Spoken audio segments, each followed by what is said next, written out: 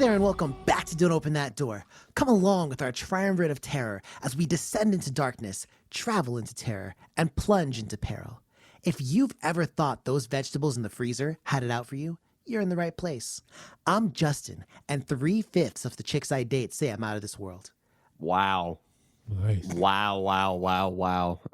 I'm Nico, and if the carrots in my fridge were sentient, they would be cursing me out every time I open up the fridge door because it's been a couple weeks and them shits are still in the bag. Well, I'm Dan, the guy from another state.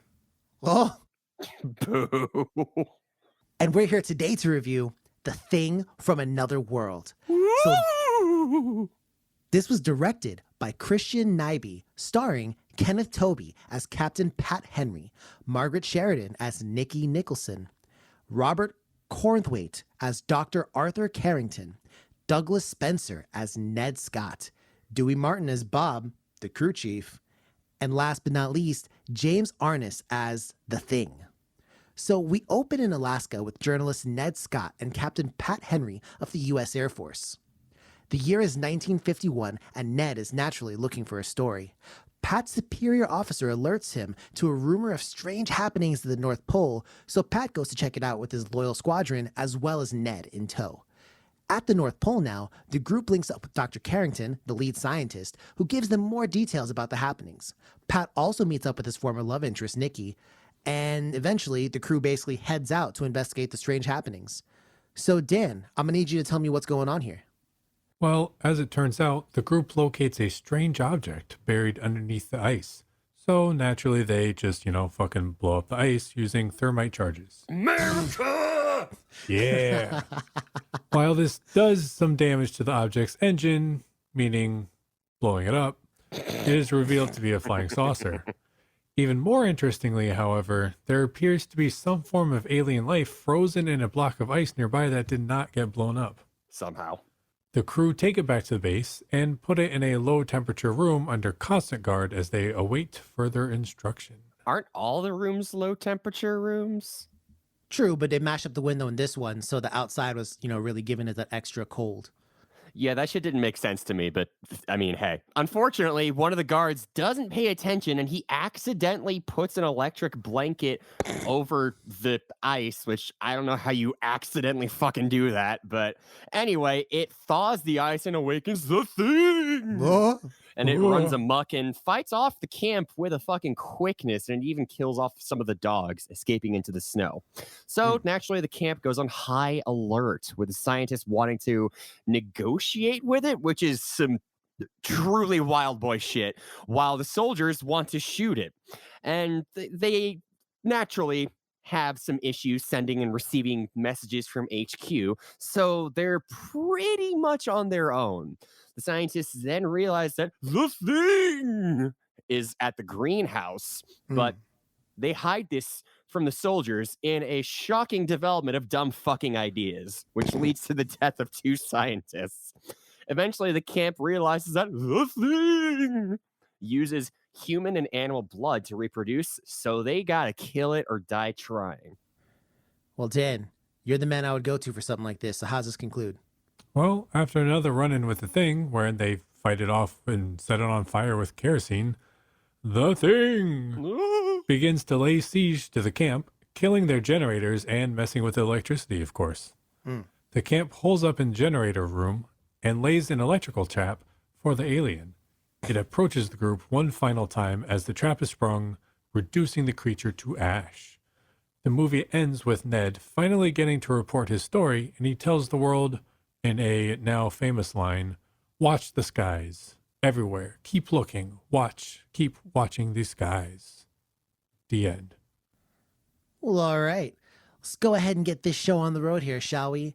How does this movie look, Nico? How's this one look to you? It looks okay. I mean, I like the set design, but the fact that this is from 51 really shows its age.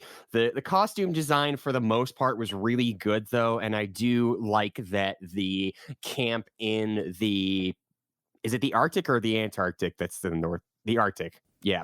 The camp looks suitably like a some kind of military complex. I don't know. I mean, it looks fine. No, that's fair. Nico, you want to know a good way to tell Arctic from Antarctic? What's that? You can always remember that the Antarctic is the south because ants go underground, which is to the south. Oh, hey, that's a good point. That's a good point. Yeah. Yeah. But Dan, I mean, this one's in black and white. Did that suit your palate? I actually liked it. I thought this movie looked pretty great. I mean, yeah, it would have been kind of cool to see it in color, but I mean, I like older black and white movies, and I thought it looked pretty good. And especially like at the end, we get some like electrical, like lightning bolts and stuff. Yeah.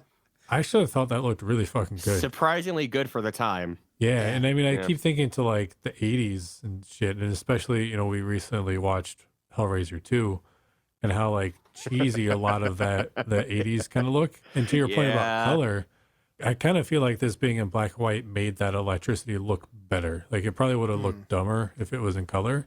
True. I was actually pretty surprised how good that looked. Yeah. I mean, the only thing I really have to add here is the creature design. I feel like, Dan, you told me off camera a little bit that there were some budgetary restraints going on, and we'll talk more about that later. But the creature design is somewhat, Lackluster. I would use the phrase muted, lackluster if you're feeling a little more spicy, but definitely, you know, like it kind of bears similarities to Frankenstein, if I'm being honest.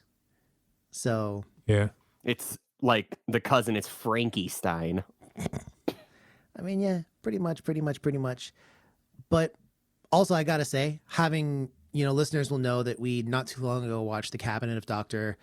Caligari, and this feels very futuristic. Compared to that, holy does, shit. Yeah, coming off of that. God damn. But I want to talk real quick about sound, Dan, and I would hear what you have to say. So what's going on? I mean, I like the score. I mean, I don't have too much to say there. I like the dialogue a lot. I thought the dialogue was really good. Personally, I feel like I don't know what about like older movies, but I feel like a lot of the dialogue is better in older movies than today. I don't know. That's probably a very generalized statement. That's probably not always true very often. But regardless, this movie had really good dialogue.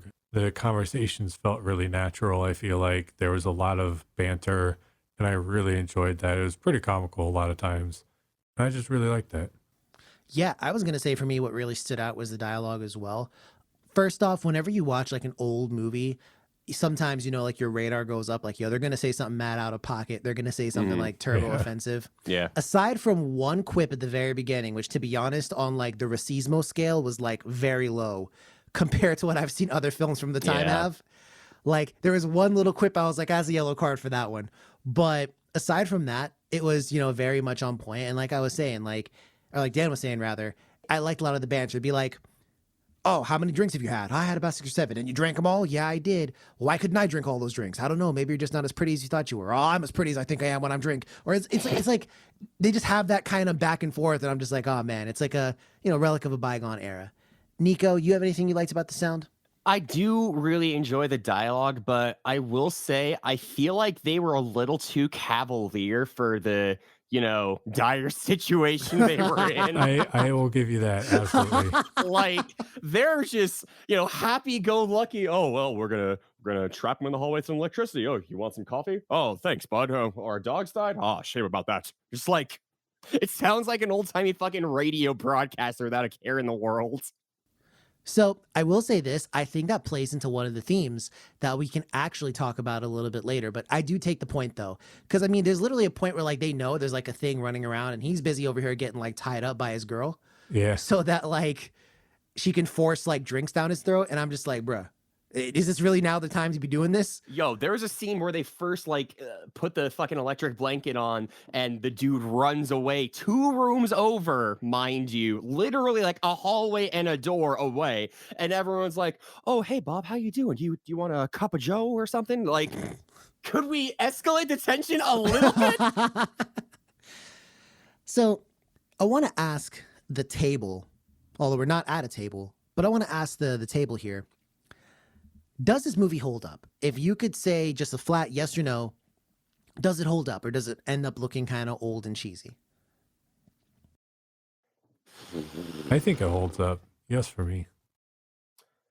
I don't think it holds up as a horror movie. I think it holds up just as a film, though.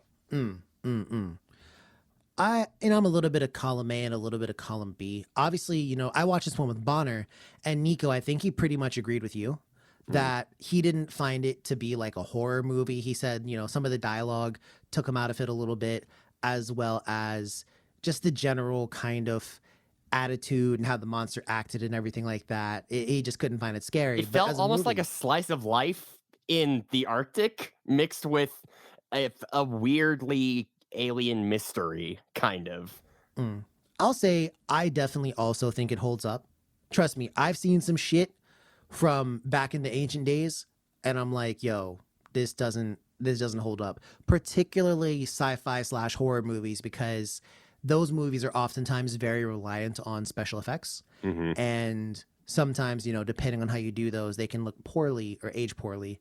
And I think in this one, they kept those to a limit, I would say. So one thing about that really quick, though, I don't know if y'all were thinking of this when they were trying to blow up the little ice crater in the little spot where the alien ship landed, but like they used all that thermite and fuck all happened. Like there was no difference between like figure 1 and figure 2. It was the same fucking setting. Don't worry about it. That ice melted and then refroze. Yeah. Arctic is negative 60 degrees outside. Yeah, but bro. like I would be able to, let that slide even if they had some sort of like I don't know, cheesy effects like, oh, there's a bunch of fog now or something, but like, nah, fam, it's literally the same shit. And everyone's like, well, would you look at that explosion? There was no explosion. There's nothing. There's nothing. Oh no, there was definitely an explosion. Sorry. I seen the explosion. Okay, no, there was an explosion. There was no damage. No damage. The ship got blown up.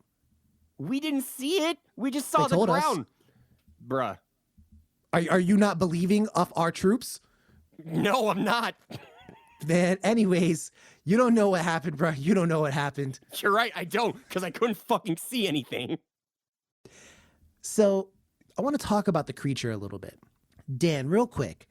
I talked about this already a little bit, but this creature is not quite the scariest thing, is it? I mean, we joked around about looking like Frankenstein. I mean, how'd you feel about it, just generally? And what it was, which is in fact a sentient plant. The sentient plant part was kind of a little weird. I don't know how I feel about that. I feel like that kind of took some of it away from me. Yeah. But I don't know. Maybe it would have been cool if they had like plant-like properties, or even if it looked more plant-like, but it just like didn't. Yeah. And they're like, right? oh, this is like a plant, and it's like not. I don't know. I don't really like the plant part, but the giant Frankenstein kind of thing was fine. I mean, I didn't really expect like some super in depth or a whole lot more from a movie from 1951, to be honest with you. So like it worked for me. I mean, was he the Didn't they have an scariest? actual No. alien model, like a gray man in that ice block, though? I don't know. I thought they did. I might have been wrong there. They might have. I don't know. I don't So, remember. I mean, I'll say this.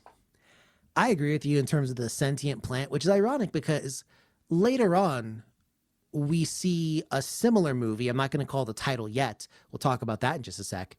But plants from outer space is something we kind of see repeated. So maybe there's something that we're just not getting from it. Like maybe that was something very alien at the time to folks. Like plants coming down from outer space or some such thing there. Could have been. Yeah. Yeah, But- maybe. I will say also, like, a killer plant in the Arctic doesn't really make sense to me. Not a goddamn lick of it. Because, I mean, they never really explain how, like, if this thing really is a plant and it is very clearly impacted by, like, Fire. electricity and stuff like that, like, so it has the weaknesses of a plant. I don't then understand why Aren't it plants wouldn't. affected by electricity? I feel yeah. like humans are more affected by electricity. Nah, bro. you ever see, like, a lightning bolt, like slice a tree in half? Not in half. A lightning bolt would also slice pretty much anything in half. Nah, Yeah. bruh. Listen, I'm trying to tell you. All right, listen. So what plant is made of? Like what are plants made of right now? Right now, Plant cells? Cell Right, walls, right. Okay. chlorophyll. Take that, right?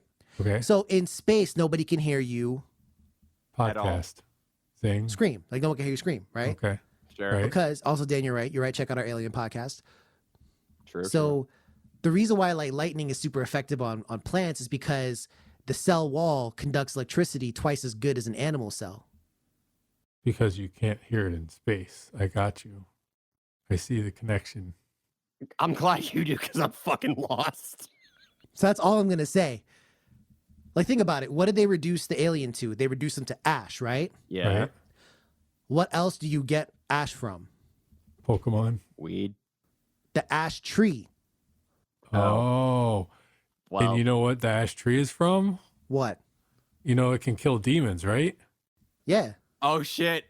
Yeah. Isn't that the like see the sacred connection? ash tree? I see. see the horror, connection? horror movie. I see. Okay. Exactly. Okay. Okay. So in order to understand that conversation, It's like listeners, that you would have fucking to have scene in Black Dynamite.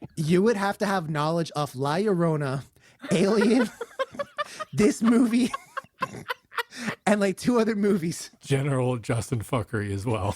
So good on you, anyone who followed that. That means you're in the deep lore, and I'm You with you. are. I'm with you on that one. But anyhow, I mean, Nico, I don't think we got your take on it, but are you scared of the plants or not? Not even a little. Like, it fucking reminded me of Leviathan. What are we gonna make, bird people? But with carrots. I wish that line was in this movie Oh my too. fucking God. You know what I will say though? The only creepy thing I will say was the little fucking plant babies or whatever. That was Like the that ones- was kind of Yeah. creepy. I agree with Yeah. you there. Yeah, I was like, They bro, grew what them the with fuck blood? is this gonna happen? Yeah. But again, I hate to bring it up, but you know what they were reminiscent of? The Mandragora from Oh, Final ancient Fantasy. Greece Harry Potter. and Final Fantasy. Also that. So we'll leave it there. We'll leave it right there where it is. It's like a fucking treasure trove of just random bullshit this episode. Don't worry about that. That was only like 4 minutes. It was only 3 or 4 minutes. All right. Perfect. So I want now to talk about some real serious boy themes here and maybe 1 or 2 goofy ones. So first off, there is no denying the wartime influence on this movie.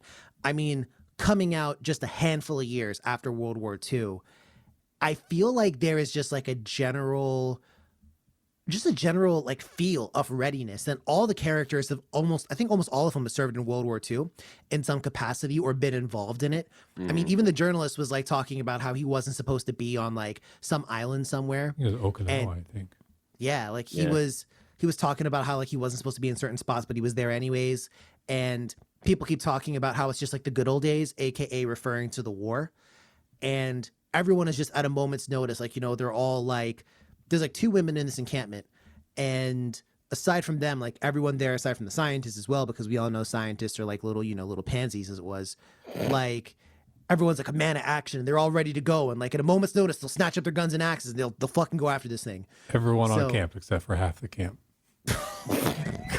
Got you. Listen, We listen, round up Harry. here. So how'd you guys feel about that general wartime influence in this one?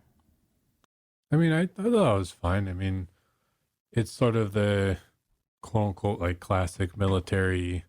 I don't quite want to say propaganda, but I mean, it kind of is, I guess, you know, like military good. And in this case, science bad. I was You going to know, ask that. I was literally going to ask that. I mean, I was reading up about it a little bit, and like at that time, like people were kind of revolting a little bit against science and shit because of Well, that could never happen nowadays. no, never. What's clearly. that like? So I do want to know, and just as a general note, I think Nico's probably the guy here to ask about this. Okay. So Nico, why is it that these like beta scientists have any problem with these like that, you know, the Alpha Air Force? Like what's their beef and why are they just trying to get in the way of them shooting it? It's because these liberal cucks with their I'm saying. stethoscopes and I'm saying. their glass vials they don't have the level of masculinity that the other alphas in the camp have, like Bob, the crew chief. I was gonna say, I noticed that like one of those scientists, he really displayed signs of low tests, and he needs to look into getting some of those test boosters. If there's Having anything to go said by. that, like, I have a hard time negotiating the just massive breath between like, oh, there's this creepy thing fucking killing everybody. You know what we should do? We should Strike talk up a to it. conversation. The fuck? No! Yeah. Like, no, that's so fucking harebrained. You could have come up with a different motivation for the scientists. Like, you maybe need to get some, like, tissue samples or some shit. Or, I don't know, maybe you're writing your thesis about extraterrestrial life. But, nah, I'm gonna go talk to this carrot man, fam. Okay. Okay, Dexter. Go back to your fucking I'm laboratory. gonna grow my own carrot man, too. Yeah, Yeah. he was. Dumb fuck. I will say, too, though, and to this movie's credit, there were actually one or two kind of like criticisms of the military a little bit, little offhanded jabs. Like when they blew up the ship, the spaceship, and they were talking about it, how like they had denied existence of UFOs. They're like, Pat, you destroyed evidence. They'll probably give you a promotion. I was like, yo. Yeah. Well, funny story. I was reading, I don't know how true this is, but I was reading that they tried to get the Air Force to help. Oh, And with the movie, just like, I don't know Yeah. what parts, but the Air Force ended up refusing because it would go against their official stance that UFOs are not real. Hey. Yo! Ayo. I hope that's true. I don't know how true that fact is or not, but yeah. So I guess one other thing I want to talk about here real quick is, so I've seen people talk about how this movie is another one of those that's kind of like, you know, it's linked to communism almost and the Red Scare and everything else like that. We've seen another plant-based alien horror movie on this podcast, Invasion of the Body Snatchers, the original, where there are some similar themes. How does this movie kind of, I guess, enumerate or show that same kind of Red Scare thing going on? Like, what do we have here in this movie that lends itself to that? I feel like this one is much more pulpy and schlocky than Invasion of the Body Snatchers. Invasion of the Body Snatchers was so very... It had so much thematic depth because there wasn't this looming threat of, you know, Frankendude.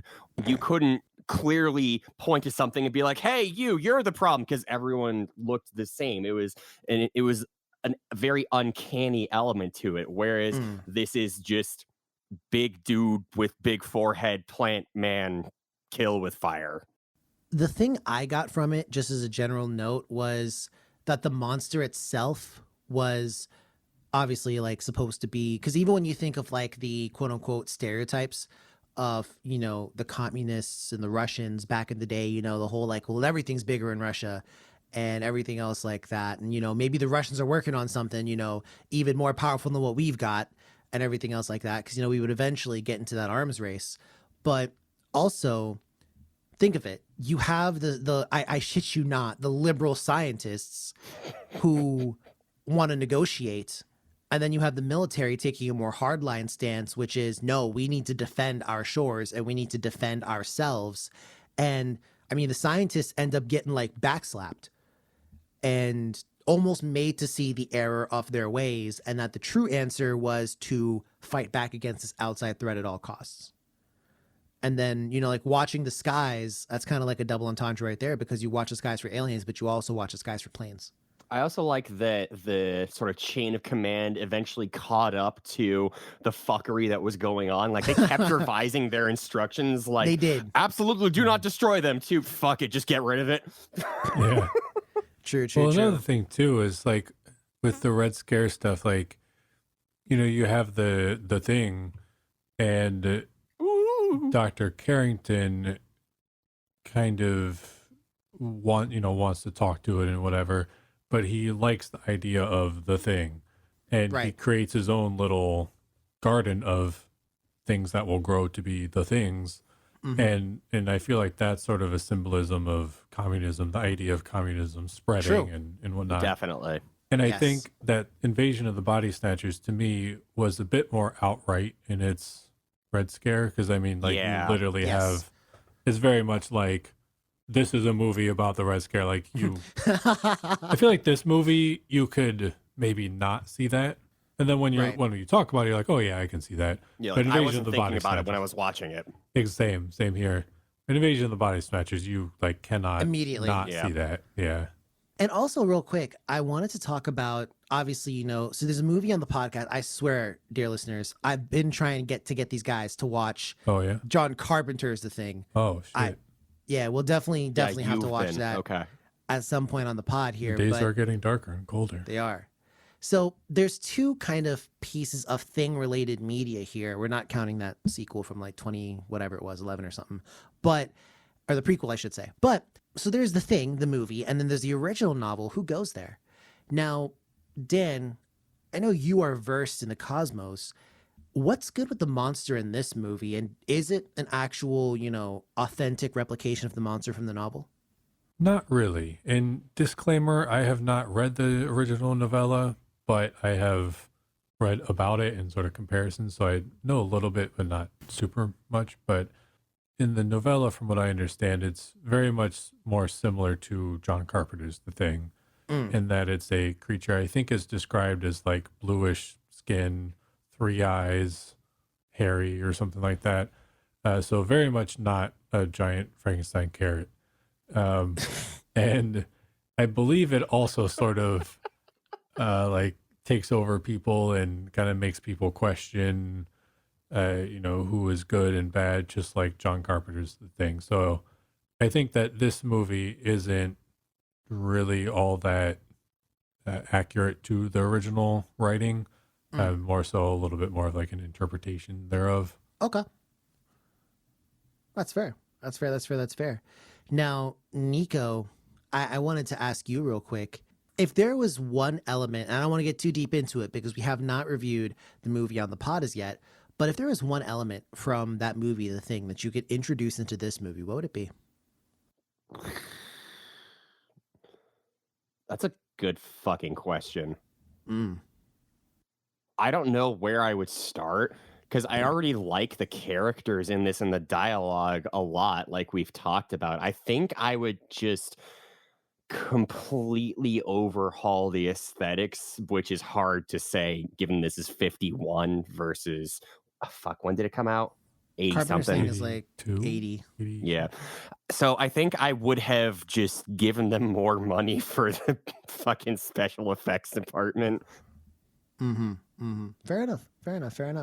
And last, is there like any kind of favorite scenes that you guys might have had in this one?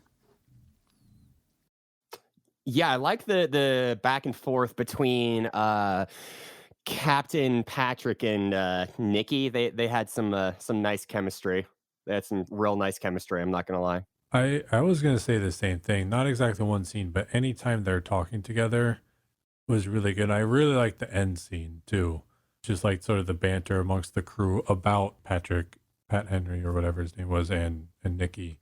I was literally going to say the same thing because there's one scene in particular that stands out to me is like when she starts asking about like, oh, like, do you make enough on an officer's salary to take care of 2 people? And he's like, absolutely not. And his friends are like, oh, he makes plenty of money. Plus he gets extra for dependents. Right. And then like they're talking about just, like all this shit they've gotten into. And like, what about that one night in Maui? Hey, don't go there. Yeah. And then she's like, oh, what happened in Maui? I don't know what they're talking about.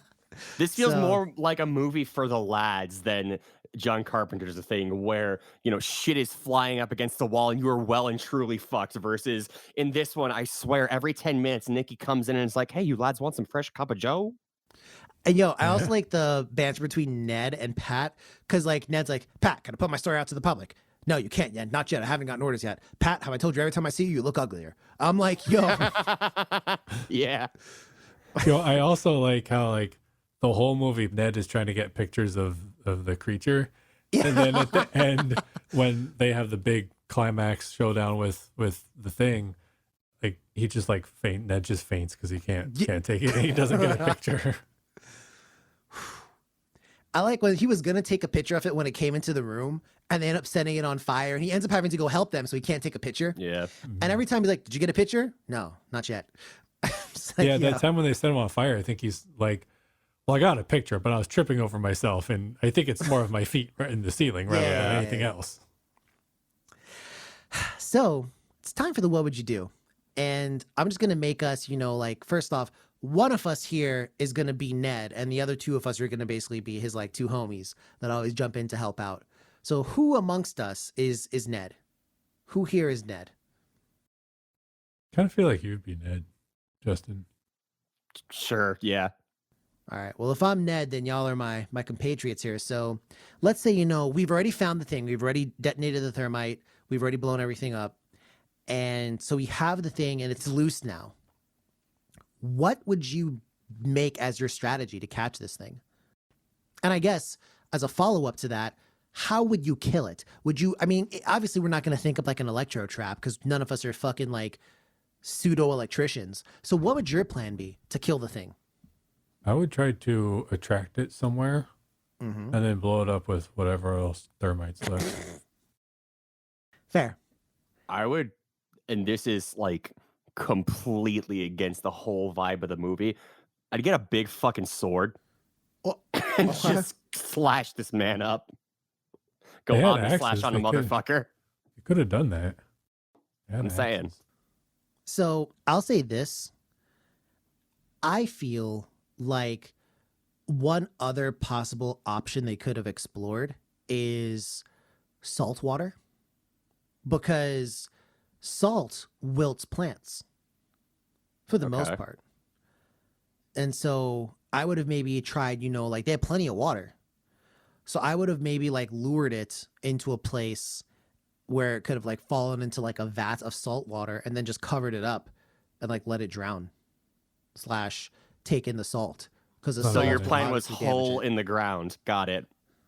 Well, no, it can't be a hole in the ground. And then maybe after it drowns, I'll chop it into pieces and blow it up. Come again. It can't be a hole in the ground? No. You know what the ice is on top of, right? What?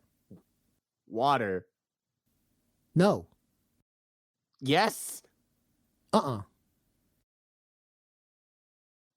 Yes. Now listen, what I'm trying to say is this, all right?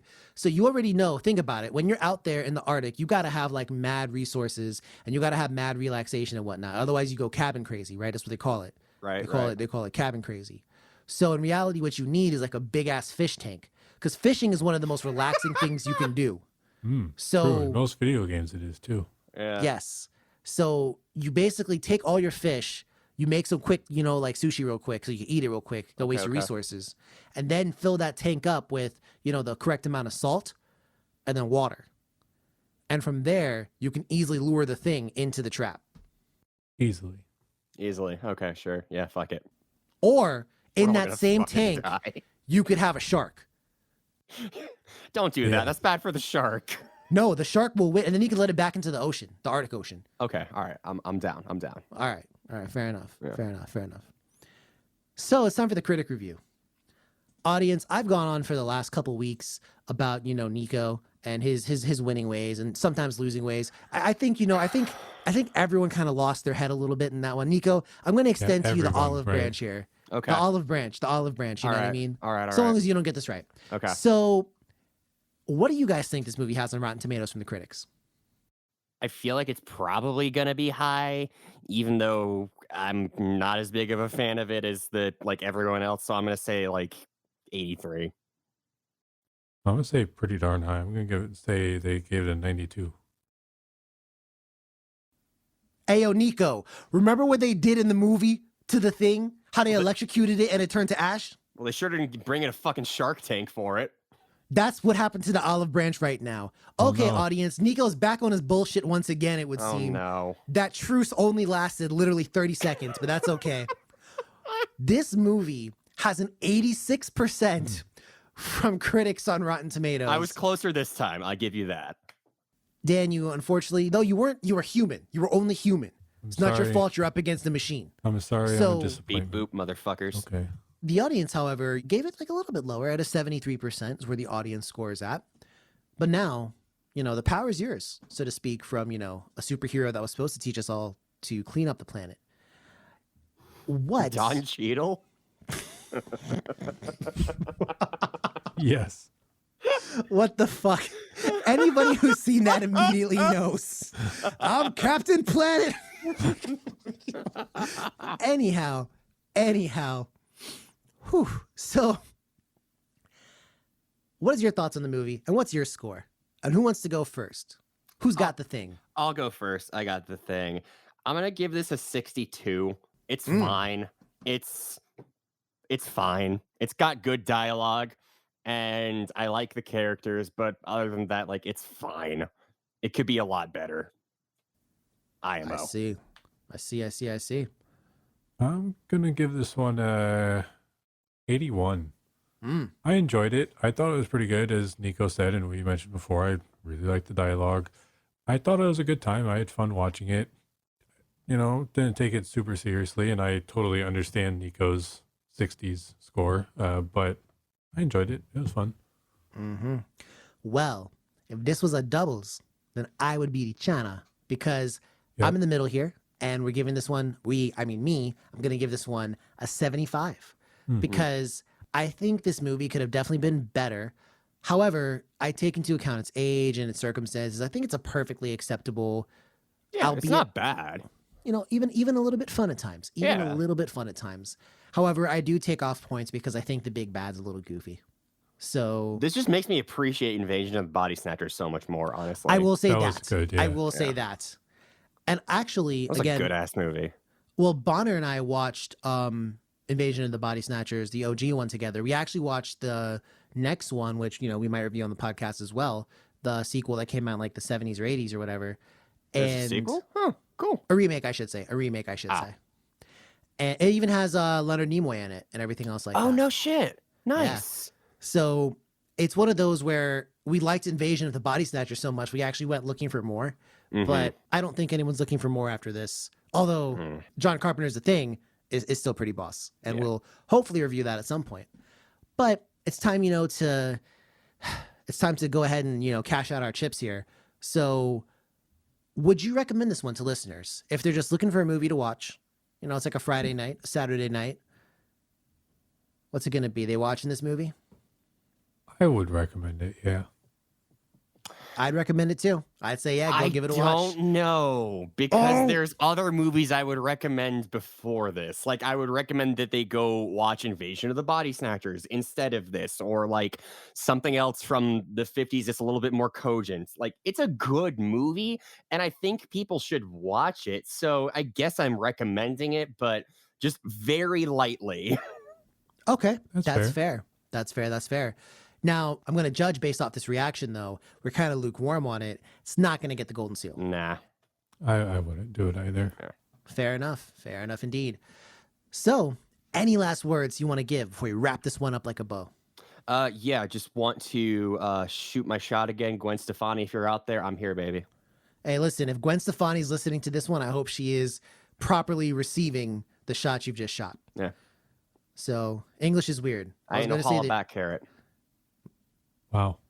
No mistakes there. No Nope. mistakes there. So, if you like what you've heard, which would be a great surprise to me, please